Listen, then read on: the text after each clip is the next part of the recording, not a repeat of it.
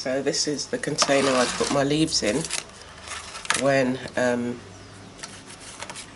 to do this next process. I just cover them lightly with some oil, and that just helps when, just to keep them kind of slightly supple and give some moisture to the leaves.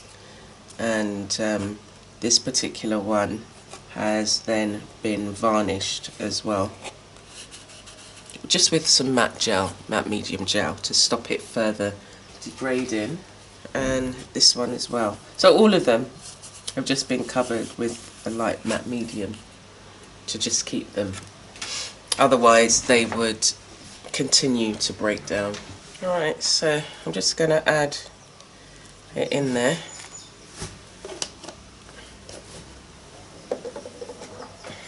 Just some essential oils. Give it a nice smell. And then I just rub it all over the leaves.